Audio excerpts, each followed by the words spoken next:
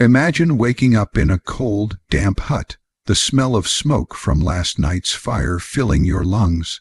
Outside, the sound of roosters and clanging church bells call you to begin another day.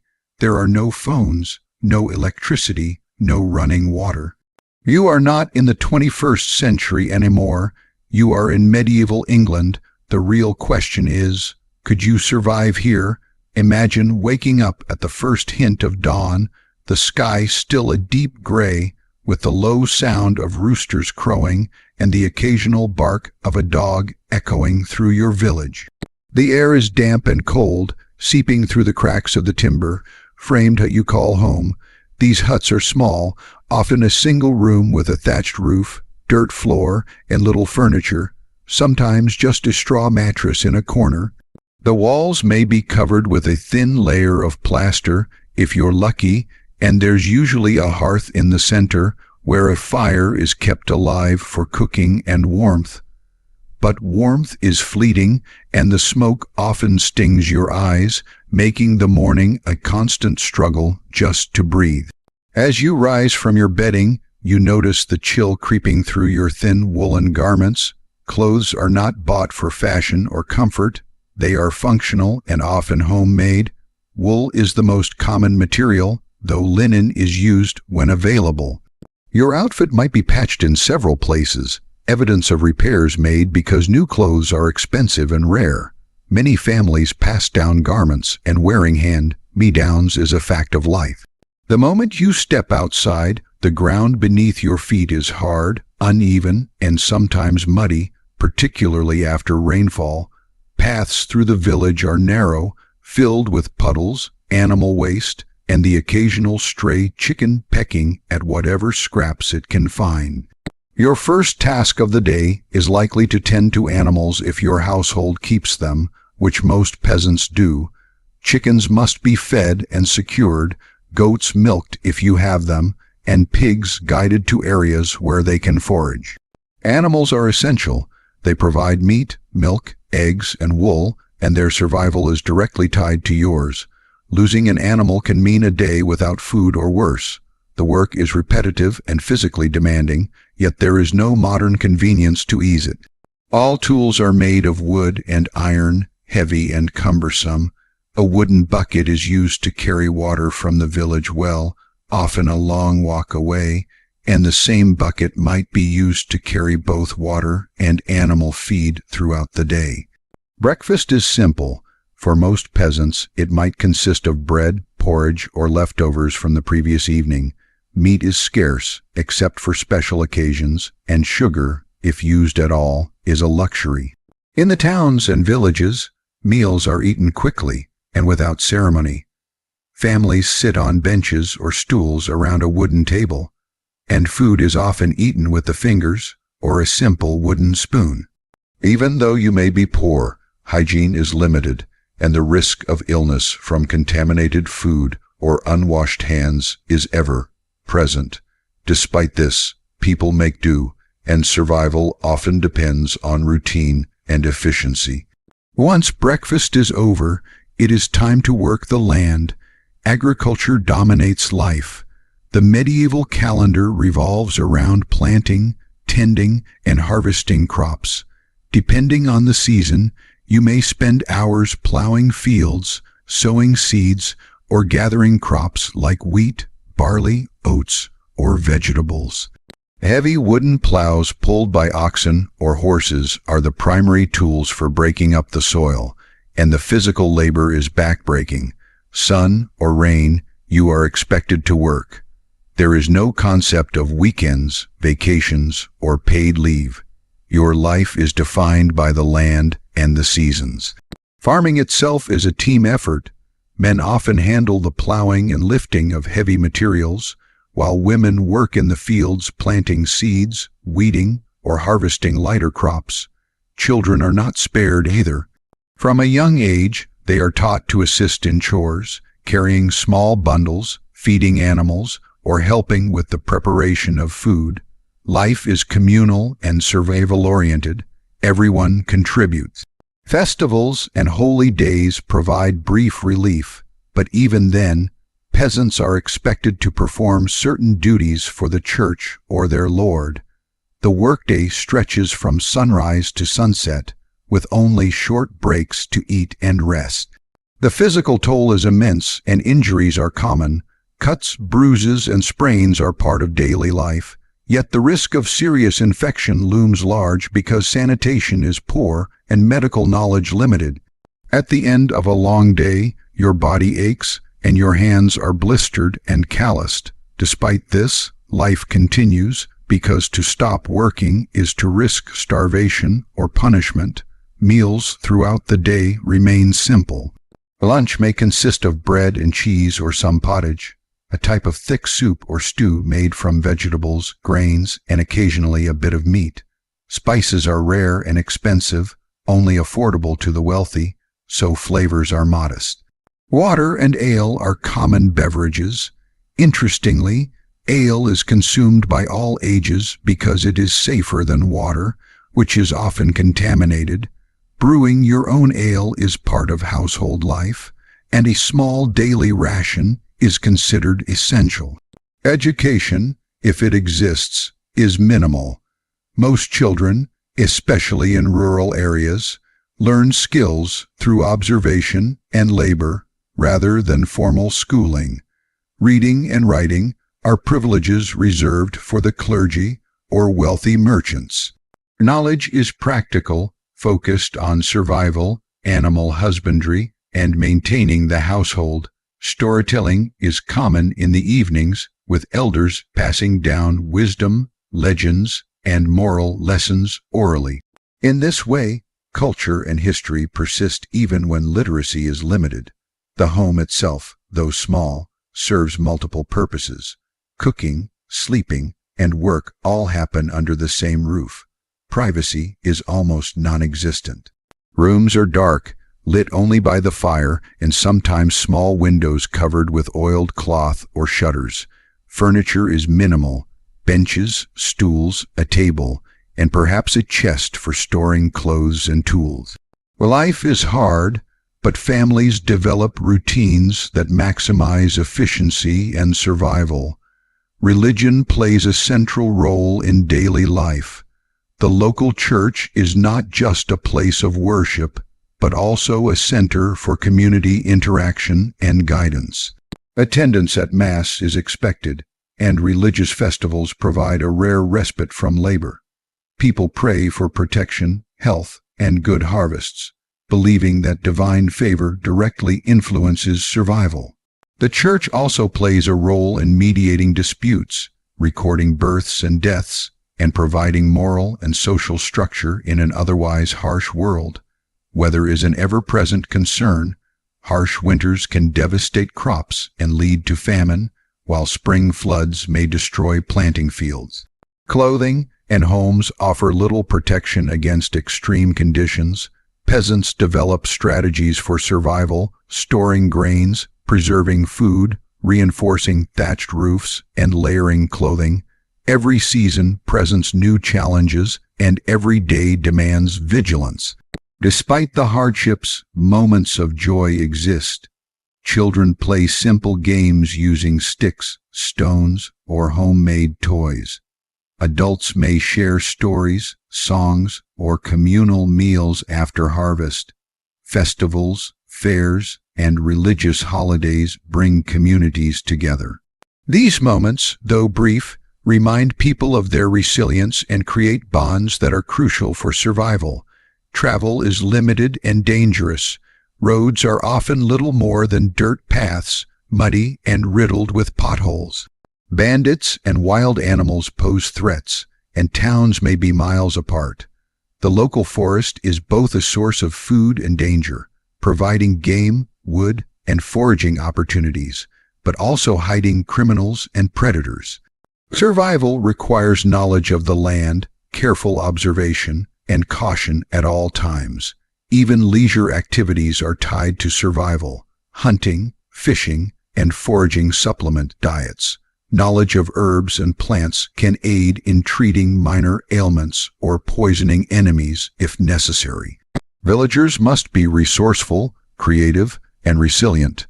Daily life in medieval England is a continuous balancing act between labor, sustenance, faith, and community. In the end, surviving medieval England is a matter of adaptation, endurance, and luck. Every day is a test of physical strength, mental resilience, and social skill. The rhythm of life is dictated by seasons, crops, the needs of family and lord, and the whims of fate. Those who thrive are not necessarily the strongest, but those who understand their environment, respect its dangers, and make the most of scarce resources. Life is hard, sometimes cruel, and full of uncertainty, but it is also rich with connection, purpose, and human ingenuity. To imagine surviving in this world is to step into a time when every sunrise demanded effort, every meal was earned, and every day was a fight to live and contribute to the fragile community around you. It is a world both distant and strangely familiar, where the struggle for survival shaped everything from culture to morality, and where the human spirit, tested daily, proved remarkably resilient. Life in medieval England was not only a test of physical endurance and labor, it was also a constant struggle against illness, injury, and the ever-present threat of death. Unlike today, where medicine and healthcare are advanced and accessible, the people of medieval times relied on rudimentary treatments, traditional beliefs, and sheer luck to survive.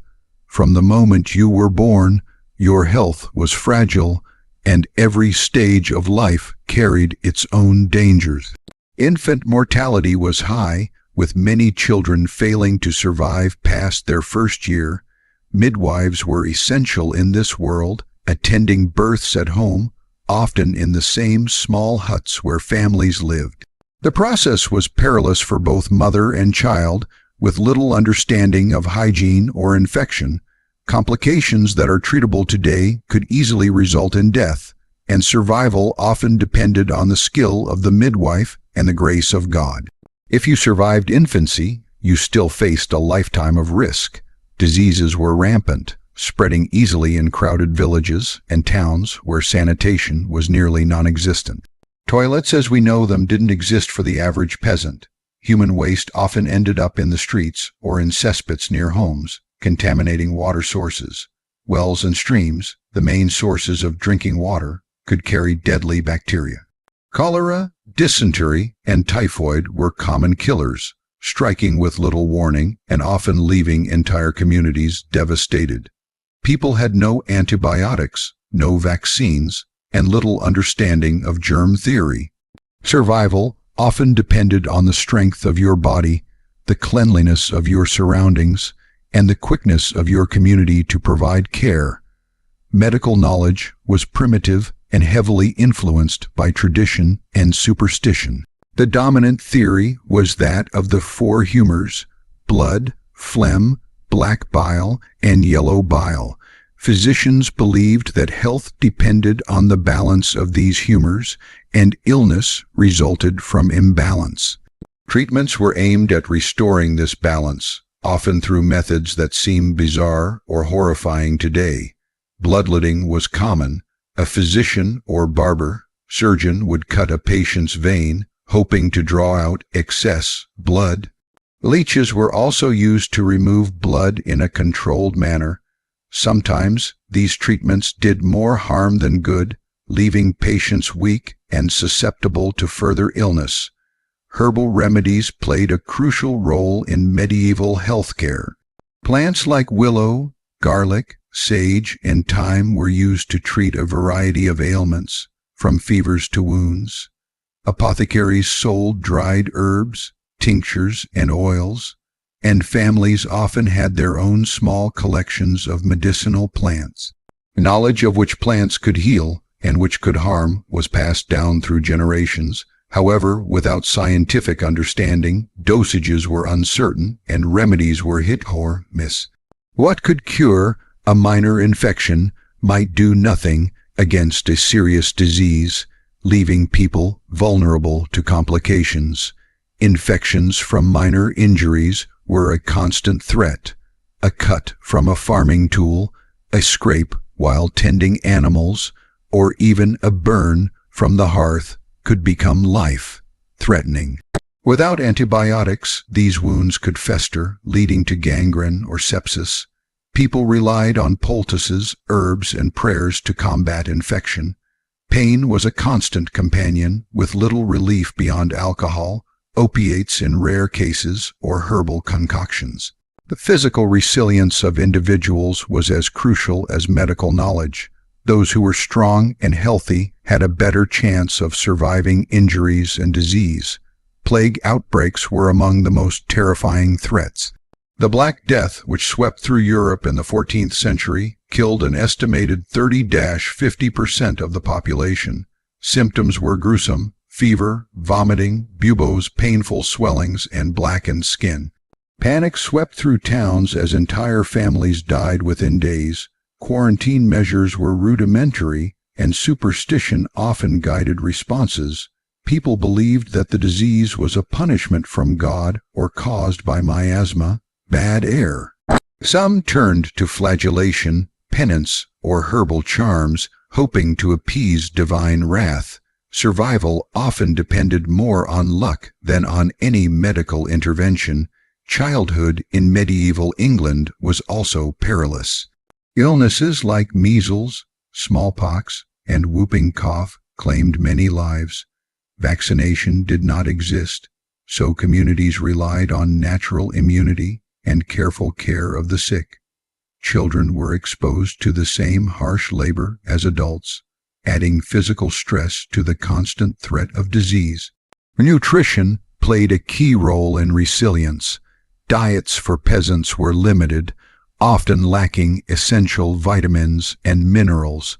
Deficiencies such as scurvy or rickets weakened the body, making people more susceptible to infection. Even minor colds could become fatal if the immune system was already compromised. Pregnancy and childbirth remained dangerous for women throughout their lives. Complications such as hemorrhage, infection, and obstructed labor were common causes of death. The knowledge of midwives was invaluable, but their methods were limited by the lack of sterilization and proper surgical tools. Maternal mortality rates were high, and women faced the constant risk of illness during their childbearing years. Contraception was rudimentary, relying on herbs or crude barrier methods, which often failed, contributing to high fertility but also increased maternal danger. Mental health, though rarely documented, was also a concern. People experienced depression, anxiety, and other conditions, often attributed to spiritual or moral failings. Treatments included prayer, isolation, or ritualistic cures. The understanding of the human mind was minimal, and mental illness could lead to social ostracization or institutionalization in religious houses, though these were not designed for therapeutic care. Stress was a constant factor in survival, from the pressures of labor to fear of disease and violence. Psychological resilience was critical to enduring medieval life. Hospitals did exist, but they were few and mostly run by religious institutions. Care was often charitable, offering food, shelter, and prayer rather than effective medical treatment. Physicians were rare and usually reserved for the wealthy.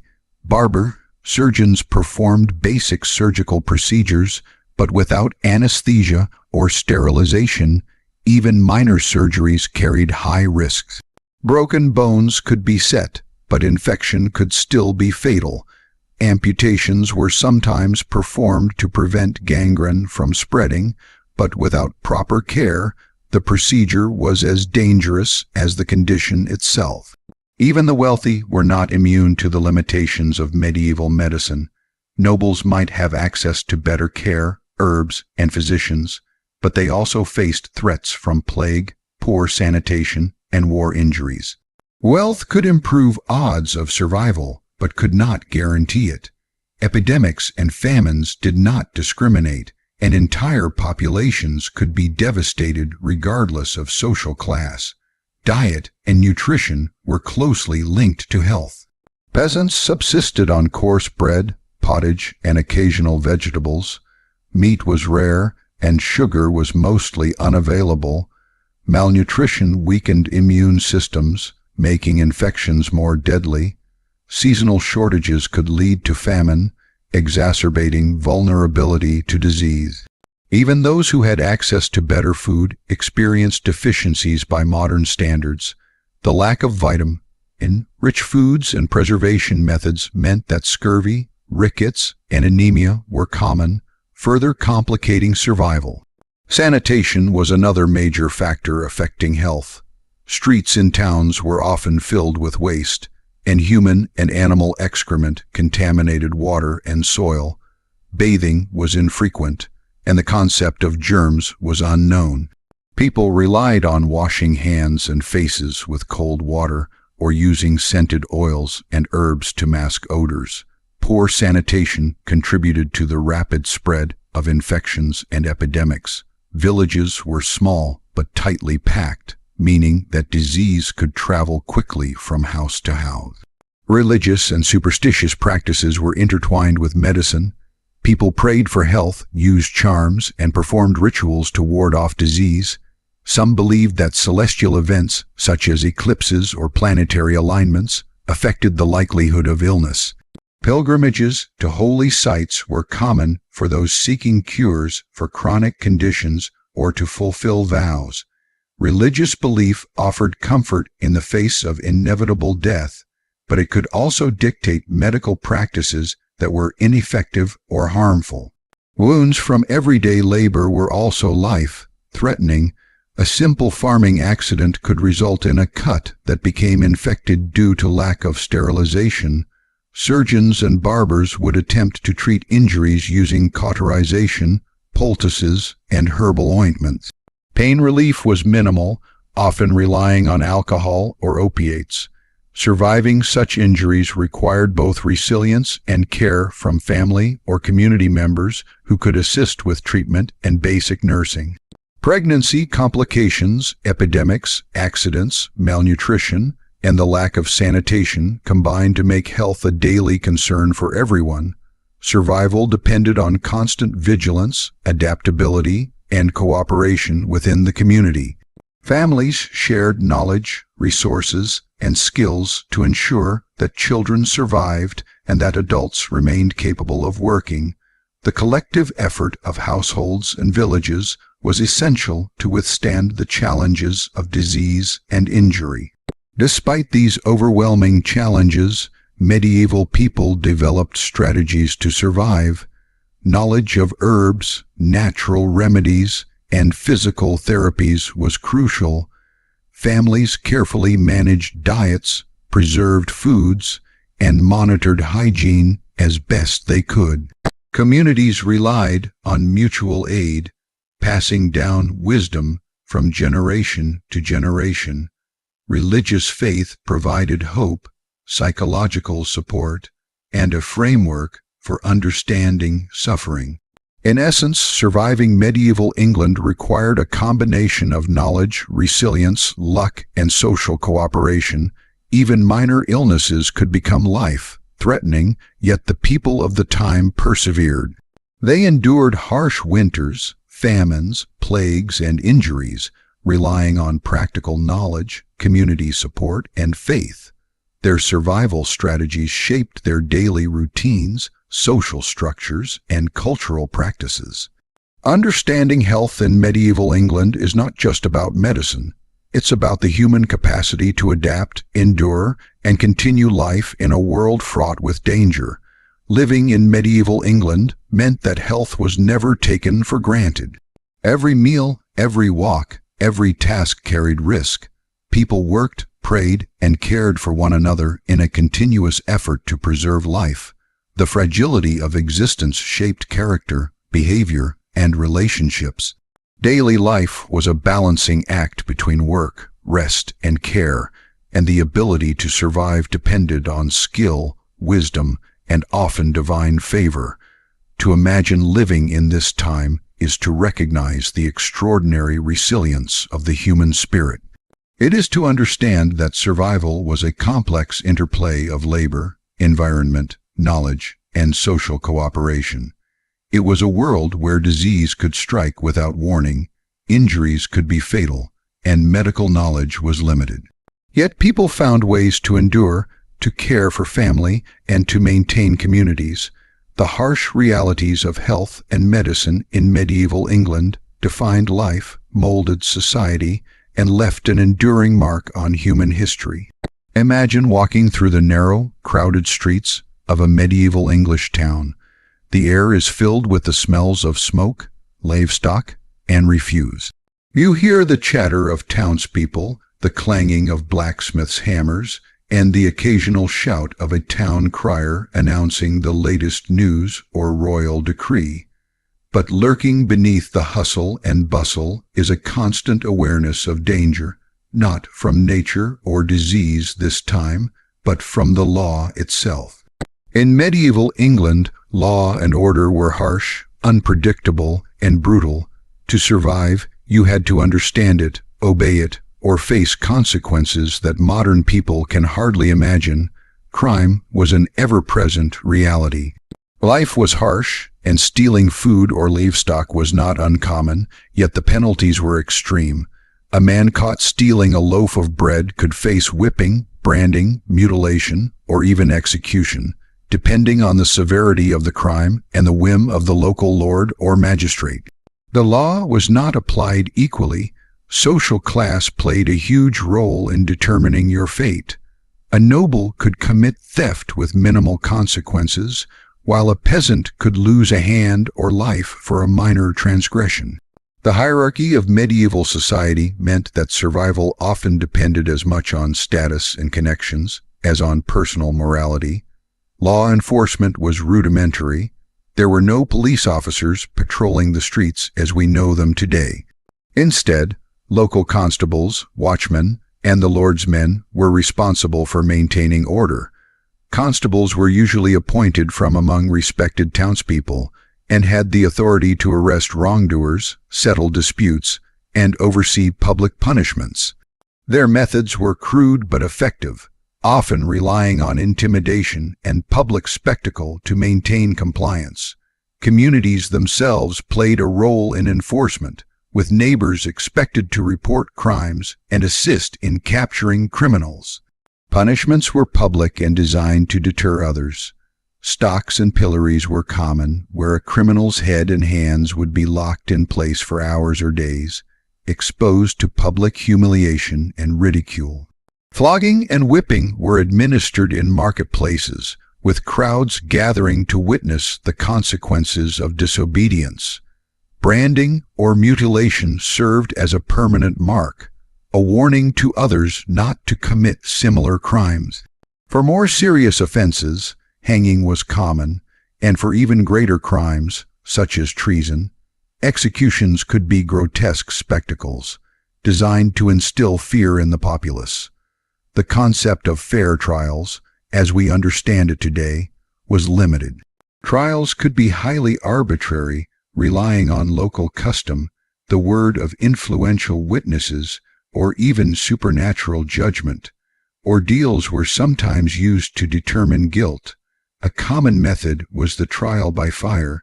The accused might have to hold a red, hot iron or walk over burning coals. If the wound healed cleanly, they were considered innocent. If not, they were judged guilty. Similarly, trial by water involved submerging a person. Floating indicated guilt, sinking suggested innocence, though both outcomes were perilous. Such methods reveal the deeply superstitious nature of medieval justice, where divine intervention was expected to reveal truth, often at the cost of human suffering. Punishments extended beyond the individual to the community. If a crime went unsolved, entire villages could be fined or subjected to collective penalties. This created a system where everyone had a vested interest in maintaining order, but it also bred resentment, fear, and tension. Peasants lived under the constant awareness that any misstep could have serious repercussions. not just for themselves, but for their families and neighbors. Social cohesion was enforced as much through fear as through law. The legal system was also deeply tied to land ownership and feudal obligations. Lords held significant power over their tenants and could enforce laws on their estates as they saw fit. Disputes over land, labor, and resources were common, and lords often used the law to assert dominance or extract fines.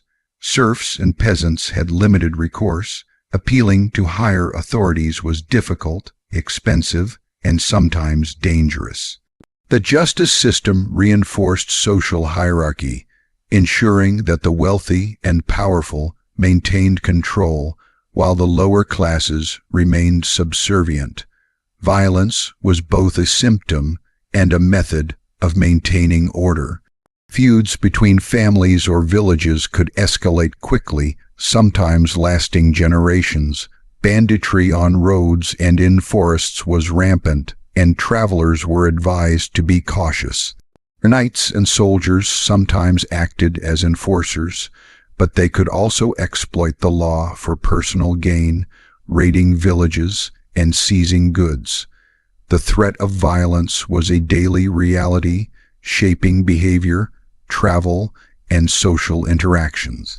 Self-defense was essential, and carrying a weapon, often a simple club, knife, or farming tool, was common.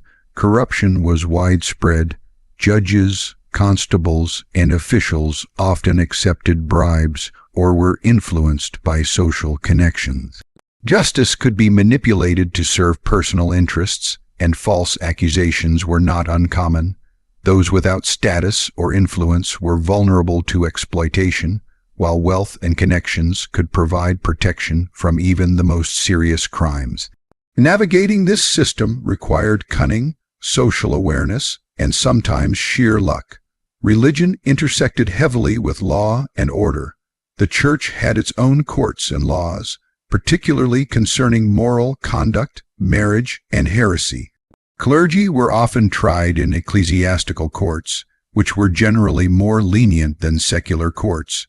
Church laws could also influence secular justice, with excommunication or penance serving as both punishment and social control. Religious beliefs reinforced the idea that law and morality were intertwined, and fear of divine judgment complemented the fear of human authorities. The consequences of law enforcement were not only physical, but social. Public shaming, ostracization, and dishonor were powerful deterrents. Reputation mattered greatly. A person branded a criminal could lose employment, marriage prospects, and community support. Survival depended not only on obeying the law, but on maintaining social standing and avoiding situations that could attract the attention of authorities. Knowledge of customs, local power structures, and influential figures could mean the difference between life and death. Even minor disputes could escalate into legal battles or violent confrontations. Arguments over property, inheritance, or debts often involved neighbors, lords, and legal authorities. Mediation and arbitration were common, but these processes could be biased, leaving the weaker party vulnerable. Legal knowledge was limited, and access to advice was restricted, often favoring the wealthy and connected. Survival required careful negotiation, awareness of local law, and sometimes the ability to fight physically if disputes became dangerous. Traveling to another town or village meant encountering different customs, laws, and enforcement methods. Legal systems were not standardized, and punishments could vary widely between regions. What was acceptable in one village might be severely punished in another. Travelers had to be cautious, observant, and respectful of local norms to avoid trouble. Merchants, pilgrims, and adventurers often carried letters of safe conduct or relied on networks of protection to navigate these risks. Criminals developed strategies to evade justice, hiding in forests, traveling at night, or using disguises were common tactics. Some joined outlaw bands, living outside the law, but surviving through theft, extortion, and raiding. These outlaws were both feared and romanticized in folklore, embodying the tension between law, survival, and morality. Stories of Robin Hood, for instance, reflect this complex relationship between criminality, justice, and social inequality. Punishments could also be ritualistic or symbolic, emphasizing moral lessons. Executions were public events, meant to demonstrate the consequences of wrongdoing and reinforce authority. Bodies might be displayed as a warning, and ceremonies surrounding punishment often involved clergy, officials, and the community. These rituals underscored the seriousness of law and order and the societal expectation that everyone, regardless of status, understood the consequences of violating rules. Warfare, rebellions, and political upheavals further complicated law and order. Soldiers and mercenaries sometimes acted with impunity, exploiting instability to seize goods or punish perceived enemies. Revolts by peasants or townspeople, such as the famous Peasants' Revolt of 1381, were met with extreme brutality, reinforcing the power of lords and the crown. Living in this environment required constant awareness, strategic thinking, and sometimes the courage to comply or resist carefully. Even small towns had their own legal systems, often centered around a lord's manor. Manor courts addressed local disputes, enforced labor obligations, and resolved minor crimes. Attendance was mandatory, and failure to appear could result in fines or corporal punishment. Decisions were made by local officials, often influenced by social connections, personal bias, or the lord's interests. Knowledge of local customs was critical. Misunderstanding rules could be costly. For women, the law presented unique challenges. Property rights, inheritance, and marital status were strictly regulated. Women could be punished for adultery, disobedience, or failing in their domestic duties. Legal protections were limited, and social reputation was crucial. Surviving as a woman required careful navigation of family, community, and legal expectations. Missteps could result in fines, public shaming, or even physical punishment. Merchants and tradespeople also faced legal pressures. Guilds regulated commerce, quality, and pricing, with violations resulting in fines or expulsion. Markets were monitored by town officials, and disputes over contracts or goods could escalate to legal hearings. Knowledge of trade laws, local regulations, and the influence of guilds was essential for economic survival. Failure to comply could lead to bankruptcy, social ruin, or imprisonment. Crime and punishment shaped behavior profoundly. Fear of retribution influenced decisions about travel, work, and social interactions. Obedience to authority was not just a moral obligation, but a practical strategy for survival. Knowledge of legal customs, local enforcement, and community expectations was as important as physical strength or intelligence. The law permeated every aspect of daily life, from labor obligations to family disputes, shaping society in profound ways. Even ordinary villagers had to understand the law's intricacies to protect themselves, knowing when to report crimes, how to testify, and how to navigate disputes could prevent punishment or enhance social standing. Legal literacy, though limited, was a form of survival skill, ensuring that one could avoid unnecessary confrontation or exploit opportunities when possible. Ultimately, surviving in medieval England required mastering a complex interplay of obedience, cunning, and vigilance. Law and order were omnipresent forces, shaping behavior, reinforcing social hierarchies, and controlling the population. Punishments were severe, enforcement was arbitrary, and superstition and religion intertwined with justice. Every choice, from traveling to farming, could have legal consequences. Awareness, adaptability, and understanding the system were as critical as strength or skill. Those who thrived were not only physically capable but socially savvy, aware of risks, and able to navigate a world where the law could be both protector and executioner. Living under such conditions meant that the threat of punishment and the unpredictability of justice were constants.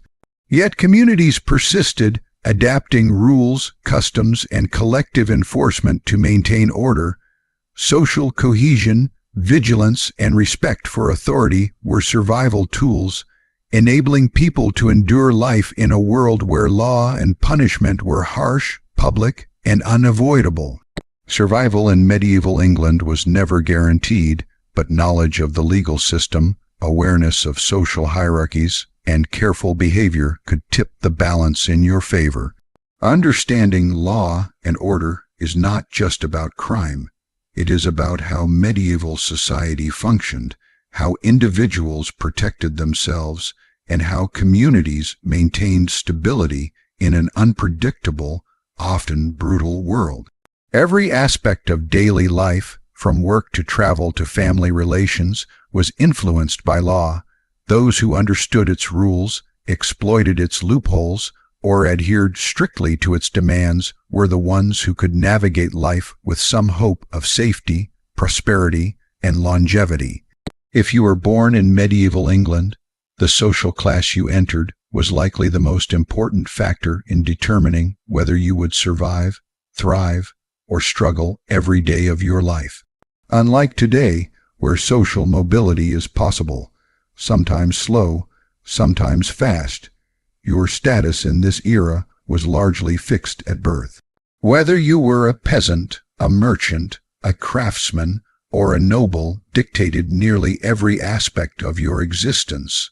The food you ate, the work you did, the dangers you faced, and the opportunities available to you. The social hierarchy was not just a way of organizing society. It was a rigid framework that defined life, death, and every moment in between. At the very bottom of the social ladder were the peasants, who made up the vast majority of the population. Peasants could be free or unfree, the latter often referred to as serfs. Serfs were bound to the land they worked, unable to leave without their lord's permission. Their lives revolved around the land and the obligations they owed to their lord, which could include labor on the lord's fields, a share of their own harvest, or various fees and taxes. Survival for a peasant was a daily challenge. Food was scarce, and diets consisted primarily of bread, porridge, legumes, and occasionally vegetables or meat if they were fortunate. The work was back-breaking, plowing, sowing, tending animals, repairing fences, and maintaining tools consumed nearly all daylight hours. Disease, malnutrition, and harsh weather were constant threats, and leisure was a rare luxury. Yet, despite the hardships, peasants formed the backbone of society, providing the food and labor necessary for the entire social system to function. Peasants' living conditions were cramped and basic. Their homes were small, one-roomed huts with thatched roofs and dirt floors. A single fireplace often served as the only source of warmth and cooking. Furniture was minimal, a bench or two, a simple table, and straw bedding. Privacy was nearly non-existent, and the smell of smoke, animals, and human activity permeated every space. Every household member, including children, contributed to labor. Children began work at a young age, learning the skills necessary for survival and the routines that maintained their families' livelihoods. Education, except for practical labor skills, was virtually non-existent for peasant children, leaving literacy and specialized knowledge to the clergy or wealthier classes. Just above the peasants were the craftsmen, artisans, and merchants. This middle class, though small in number, occupied an important place in towns and market centers. Artisans like blacksmiths, carpenters, and weavers produced goods essential to daily life. Merchants facilitated trade, connecting towns and regions, bringing in goods from distant lands. While they enjoyed more autonomy and wealth than peasants, their lives were far from secure. Competition, fluctuating demand, taxes, and the occasional theft or riot threatened their livelihoods. Success required skill, business acumen, and the ability to navigate local laws, guild regulations, and social networks. Guilds were crucial for artisans and merchants, providing training, protection, and quality control. Membership in a guild could secure your reputation and income, but it also meant adherence to strict rules and obligations. Education and literacy distinguished this emerging middle class from the peasantry. Sons of merchants and craftsmen might learn bookkeeping, basic arithmetic, or the management of trade, while daughters could be trained in household management, textile work, or other skills that contributed to family wealth. Access to education, however, was limited and expensive. Literacy and numeracy were valuable assets, providing opportunities to advance socially or economically. Even so, opportunities for true social mobility were rare. Most individuals remained within their inherited social station, navigating the boundaries of their class rather than transcending them entirely. Nobility and the landed gentry occupied the top levels of society, enjoying privileges and protections that were unimaginable to the lower classes. Nobles held land granted by the king or inherited from ancestors, and this land was the source of their wealth, power, and security. Life for a noble was vastly different from life for a peasant. Meals were abundant and varied, often including meat, fish, bread, cheese, fruits, and imported spices. Castles or manor houses provided shelter, defense, and status, with rooms decorated, furniture crafted, and spaces designed to impress visitors. Nobles could focus on administration, hunting, warfare, and social maneuvering rather than the daily struggle to survive. Yet even they were not free from danger. Political intrigue, rebellion, disease, and warfare threatened their lives and fortunes. The hierarchical system also dictated legal privileges and responsibilities. Nobles could pass judgment on their lands, enforce laws, and collect taxes from those beneath them. They were expected to provide protection to their tenants in exchange for labor and loyalty.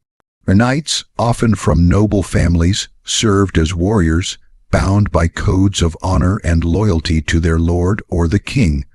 Warfare was a defining feature of noble life, and success or survival depended on military skill, alliances, and strategic marriages. Social status was both a shield and a responsibility. While the wealthy enjoyed comfort and power, they also bore the burdens of leadership, defense, and reputation. Social mobility was limited, but it was not impossible. Marriage could sometimes shift status, particularly when wealth, land, or titles were involved. Exceptional skill in trade, military service, or the church could also provide opportunities for advancement. For instance, a successful merchant might acquire land or gain influence in local government, while a talented soldier could be knighted and enter the ranks of the gentry. Nevertheless, the rigid structures of society meant that such cases were exceptions rather than the rule.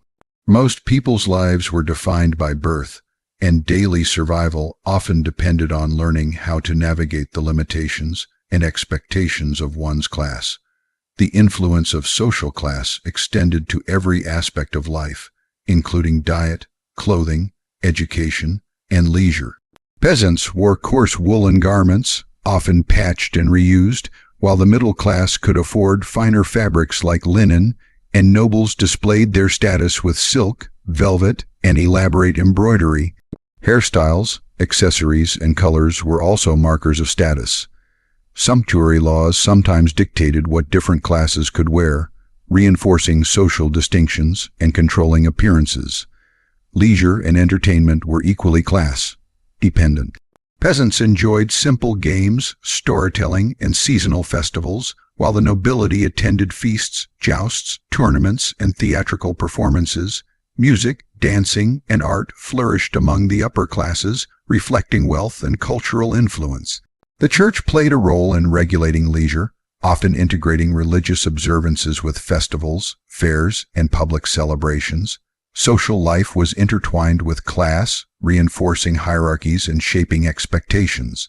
Social class also affected access to justice. Legal outcomes were heavily influenced by status, wealth, and connections. A noble accused of theft might receive a fine or be exonerated, while a peasant could face mutilation or death for a similar crime. Access to legal representation, the ability to bribe officials, or the support of powerful allies could determine outcomes. Justice was not blind. It reflected the social realities of the time, where hierarchy dictated both privileges and vulnerabilities. Health and nutrition were strongly tied to class. Peasants suffered from malnutrition and had limited access to medical care, while wealthier individuals could afford better diets, physicians, and remedies. Life expectancy varied, with the lower classes facing shorter lives due to labor, disease, and scarcity. Even among nobles, the risks of childbirth, plague, and warfare were ever present, but the resources to mitigate these risks were far greater. Class dictated not only survival, but the quality of life and opportunities for longevity. The church, while a unifying institution, also reinforced class distinctions. Clergy occupied a separate status, often educated, influential, and sometimes wealthy. Monks, priests, and bishops played roles in governance, education, and social services, mediating between classes and providing spiritual authority. Religious practices and obligations were experienced differently depending on status, with the wealthy supporting churches, commissioning art, and engaging in pilgrimages, while peasants participated through local observances and festivals. Peasant communities developed strategies to cope with their status. Mutual aid, shared labor, and local customs provided social safety nets. Festivals, fairs, and seasonal celebrations offered temporary respite from labor and reinforced community bonds. Despite hardships, peasants cultivated resilience, resourcefulness, and a sense of solidarity that allowed them to endure the demands of their position. The medieval social system was deeply interdependent. Peasants produced food that fed the nobility, merchants facilitated trade, and the nobility provided protection and governance. Each class relied on the others, yet inequality was stark, and opportunities for upward mobility were limited. Understanding these dynamics was essential for survival. Knowing one's place, navigating obligations, and leveraging social networks could mean the difference between stability and hardship, prosperity and destitution, life and death. Even within classes, hierarchies existed. Among peasants, wealthier landholders could command respect and influence, while poorer laborers faced additional vulnerability. Among the nobility, the proximity to the king or powerful lords could determine influence, wealth, and security. Social navigation was a constant, requiring awareness of relationships, alliances, and obligations. Survival was as much about social skill as it was about physical labor or intelligence. Children learned their roles early, internalizing expectations and observing interactions between classes. Gender further shaped experience, with women's responsibilities defined by both class and social norms. Peasant women worked in the fields and managed households, while noble women oversaw estates, arranged marriages, and participated in courtly life. Marriage was both a social and economic tool, reinforcing class structures and alliances.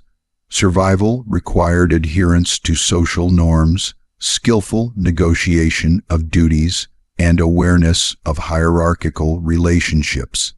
In towns and cities, social stratification was evident in urban planning. Wealthier residents lived in sturdier homes closer to marketplaces and trade centers, while the poor resided in crowded, less sanitary areas. Guild halls, churches, and public buildings reflected the status of their patrons and the economic hierarchy of the town. Social class influenced access to resources, opportunities for trade, and protection from hazards like fire, theft, or disease. Ultimately, surviving in medieval England depended on understanding, respecting, and navigating the complex social hierarchy. Birth determined much, but skill, alliances, and resourcefulness could improve circumstances slightly. Awareness of one's position, obligations, and opportunities was essential. Every decision, from labor to marriage to travel, was influenced by class. The rigid structure provided stability, but also imposed limits, shaping daily life, ambitions, and the possibilities for survival. Social class in medieval England was more than a label.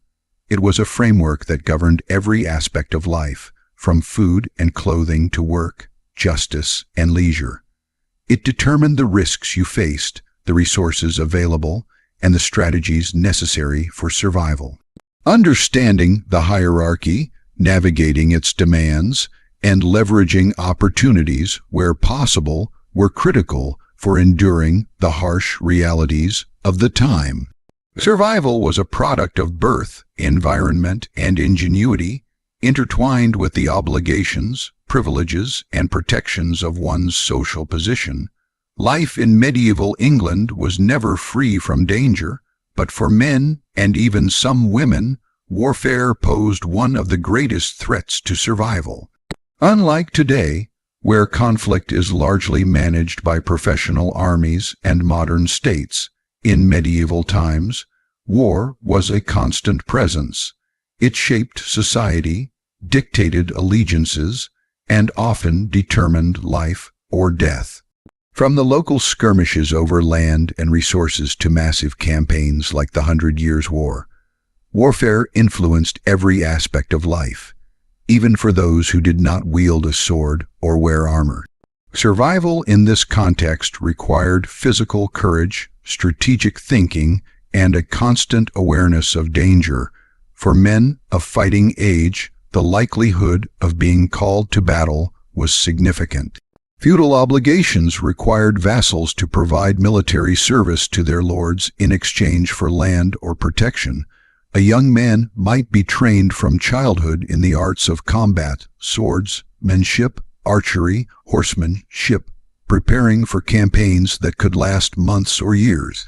Training was grueling, emphasizing endurance, strength, and discipline. Those who failed to master these skills often faced humiliation, exclusion, or death in the battlefield. Even peasants, though not trained to the level of knights, could be conscripted to serve as foot soldiers, wielding simple weapons such as spears, axes, or bows. The call to arms was a harsh reality, and refusal could result in punishment or loss of livelihood. Battles themselves were brutal and chaotic. Armies were relatively small compared to modern standards, but the violence was intense. Knights in heavy armor clashed with swords and maces, while archers launched volleys of arrows that could pierce flesh and armor alike. Foot soldiers struggled in close combat, often untrained and poorly equipped. The battlefield was a place of confusion, blood, and relentless noise. The cries of men and horses, the clash of steel, and the scent of sweat and blood. Survival often depended on a combination of skill, strength, and luck. Even the most capable warriors could be felled by a single blow or struck down in the stampede of retreating men. Wounds from combat were frequently fatal, not only because of the injury itself, but because of infection. Medicine, as primitive as it was, could do little to treat serious battlefield injuries. A deep cut, a broken bone, or a punctured wound could become septic, leading to fever, gangrene, and death. Amputation was sometimes performed as a desperate measure, but without anesthesia or sterilization, it carried its own risks. The chances of surviving a major injury were slim, and soldiers often returned home weakened or permanently disabled, their ability to work and support families compromised. Sieges were another defining aspect of medieval warfare. Castles and fortified towns were both defensive strongholds and focal points of military campaigns. Attacking a castle was a grueling, dangerous endeavor. Soldiers had to contend with boiling oil, arrows, and defensive fortifications. Hunger, disease, and exposure were as deadly as enemy weapons during prolonged sieges. Those trapped inside a besieged fortress faced starvation, unsanitary conditions, and psychological stress. Outside, attackers risked ambush, counterattacks, and the same perils of disease and fatigue. Survival in a siege demanded endurance, strategy, and an understanding of the harsh realities of prolonged conflict. The life of a soldier was not limited to the battlefield. Campaigns required long marches across difficult terrain, often with insufficient food, water, or shelter. Soldiers faced exposure to harsh weather, freezing winters, scorching summers, and relentless rain. Exhaustion, malnutrition, and disease were constant companions. Typhus, dysentery, and other illnesses spread rapidly among troops, sometimes killing more men than actual combat. Those who survived these campaigns had to rely on sheer resilience and the support of comrades to make it home alive. War also affected civilians. Villages and towns were not safe havens. They were often the targets of raiding parties, pillaging, and forced conscription. Homes could be burned, livestock stolen, and crops destroyed.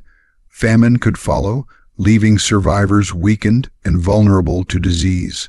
Women, children, and the elderly faced unique threats: sexual violence, displacement, and the collapse of social support networks.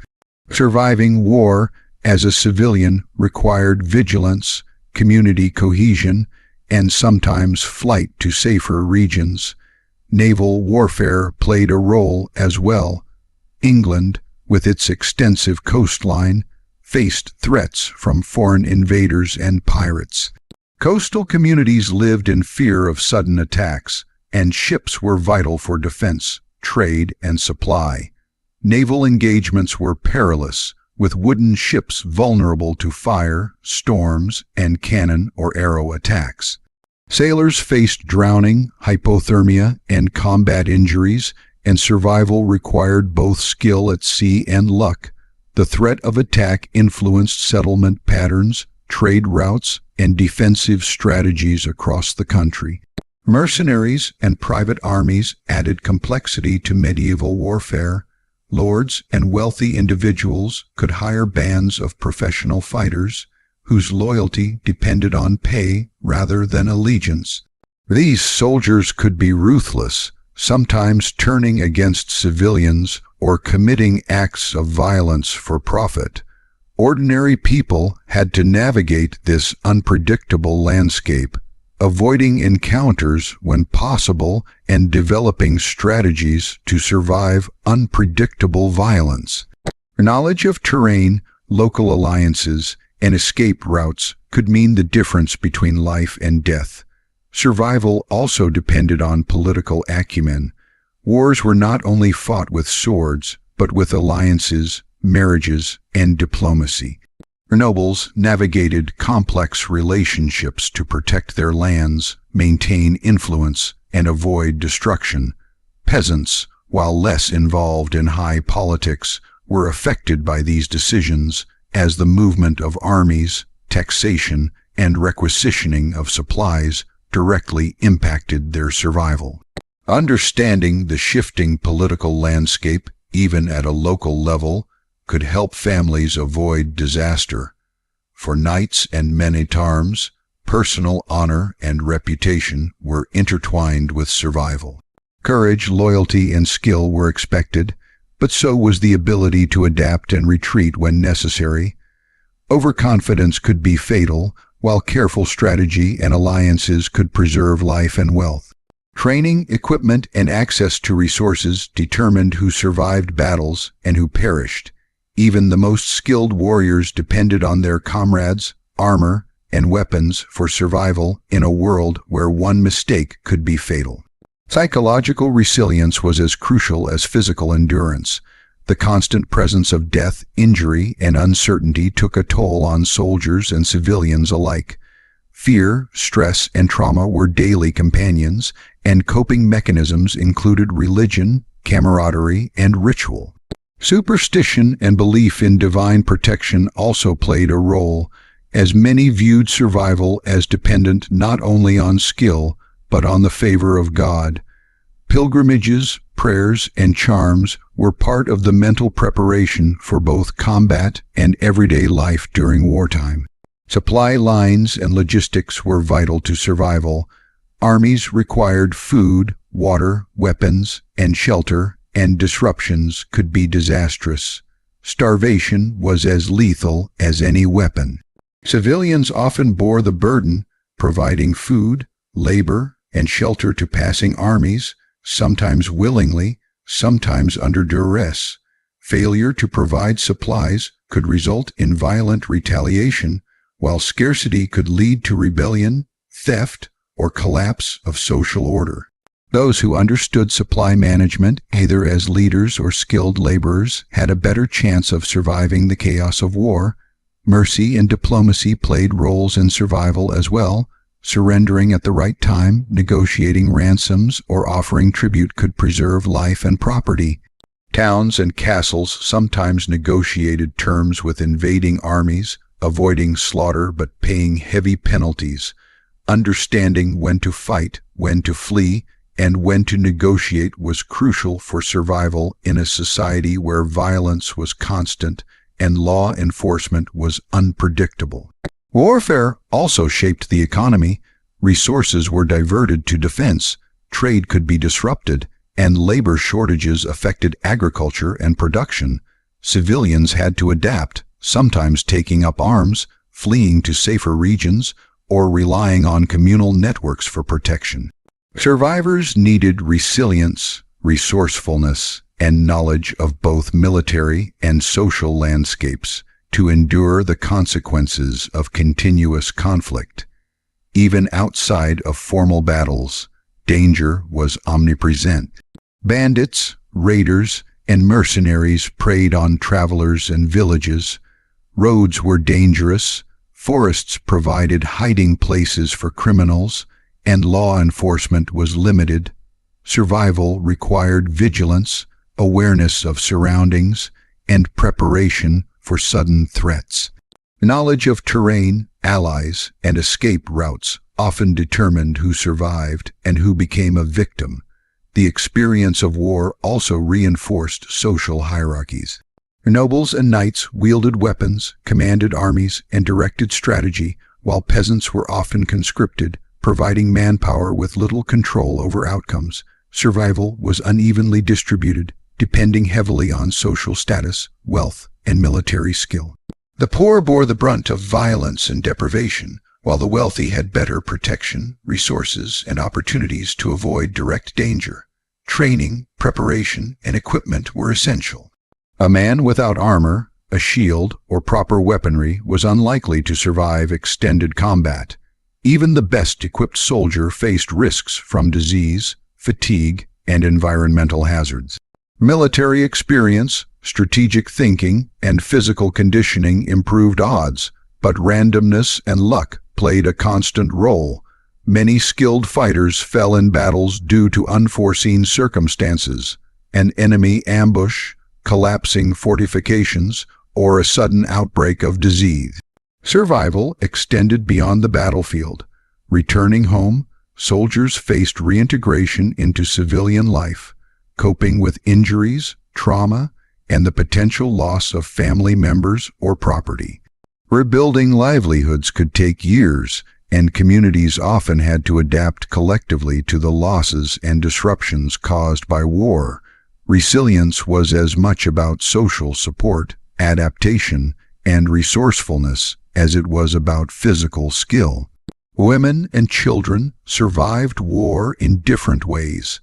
They took on increased responsibilities at home, managed farms, and cared for the wounded or sick.